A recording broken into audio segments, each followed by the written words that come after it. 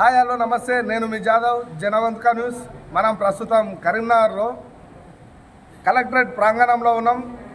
ప్రస్తుతం వచ్చేసి మనతో ఉన్నటువంటి సామాజిక ఉద్యమ నాయకులు ప్రస్తుతం వివిధ ఎస్సీ ఎస్టీ బీసీ మైనారిటీ విద్యాలయాలలో విద్యార్థులకు లభిస్తున్న పౌష్టికాహారంపై కొన్ని వందల కోట్లు వెచ్చిస్తున్నా కానీ వారికి నాణ్యమైన భోజనం కానీ లేదా బ్రేక్ఫాస్ట్ కానీ డిన్నర్ కానీ లభించని పరిస్థితి. దాని మీద స్థానిక నాయకులు వారిపై చర్య తీసుకున్నారని కలెక్టర్ని కలిసిన సందర్భంగా వారి వివరణ తీసుకుందాం. పారబ్ సురేష్, కుల వివక్ష వ్యతిరేక పోరాట సంఘం కరీంనగర్ జిల్లా కార్యదర్శి.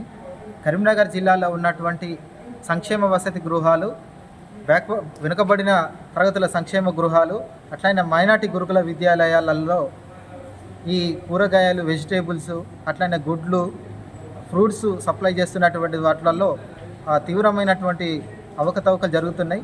వాటిని సప్లై చేసేటటువంటి ఏజెన్సీలు, టెండర్లు ఏవైతే ఉన్నాయో వాళ్ళను ప్రభుత్వ అధికారులు పర్యవేక్షణ చేయకపోవడం వల్ల ప్రతి ఏటా వాళ్ళే కరీంనగర్ జిల్లాలో ఉన్నటువంటి మెజారిటీ హాస్టల్స్కు దాదాపు 80% హాస్టల్స్కు వాళ్ళే ఒకే కుటుంబం చెందినటువంటి ముగ్గురు సప్లై చేస్తున్నారు.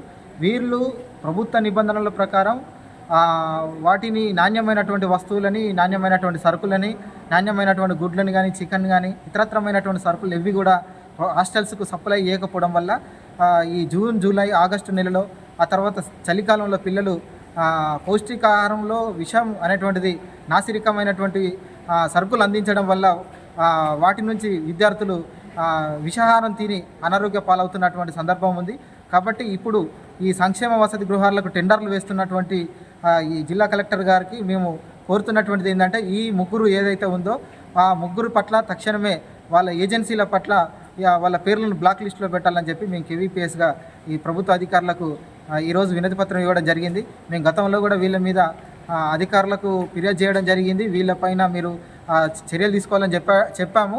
కానీ వాళ్ళు చేస్తున్నటువంటి ఏంటంటే ఇతర బినామీల పేర్లతోని వాళ్ళు టెండర్లు వేయడం జరుగుతుంది. ఆ టెండర్లలో వాళ్ళు హాస్టల్స్ దక్కించుకొని ఆ సరుకులు వేస్తున్నారు. పదే పదే ఇది ఈ ఫుడ్ పాయిజన్ అనేటువంటిది కొనసాగుతుంది.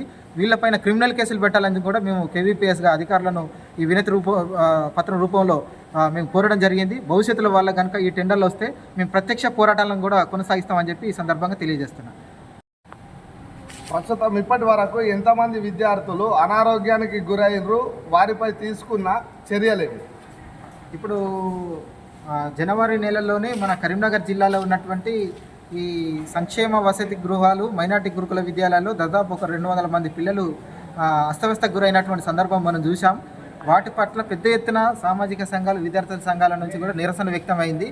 కలెక్టర్ గారు కూడా వారిపైన, అధికారులపైన చర్యలు తీసుకున్నారు. మేము ఏం డిమాండ్ చేస్తున్నామంటే, అధికారుల పర్యవేక్షణ అనేటితో పాటు ఈ ఏదైతే ఈ నాసిరకమైనటువంటి కూరగాయలు వేస్తున్నటువంటి ఏజెన్సీలు, టెండర్దారులు ఎవరైతే ఉన్నారో వాళ్ళను కూడా బ్లాక్ లిస్టులో పెట్టాలి. వాళ్ళపైన కూడా క్రిమినల్ కేసులు నమోదు చేయాలని చెప్పి మేము డిమాండ్ చేస్తున్నాం.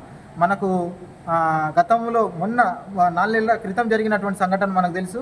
మన శర్మానగర్లో ఉన్నటువంటి మహాత్మా జ్యోతిరావు పుల్లెలో దాదాపు సంక్రాంతి పండుగకు ముందు పోయే సందర్భంలో పిల్లలు దాదాపు 50 మంది పిల్లలు అస్వస్థకు గురై హాస్టల్లో మన ప్రభుత్వ వైద్యశాలలో చికిత్స తీసుకోవడం జరిగింది. అట్లానే తిమ్మాపూర్లో ఉన్నటువంటి బాలికల వసతి గృహంలో కూడా దాదాపు 20 మంది పిల్లలు అస్వస్థకు గురయ్యారు. దాదాపు 2 రోజుల పాటు వాళ్ళు తీవ్రమైనటువంటి విరేచనాలతోని గురయ్యి తీవ్ర అనారోగ్యానికి గురైన సందర్భం మనకు చూసాం.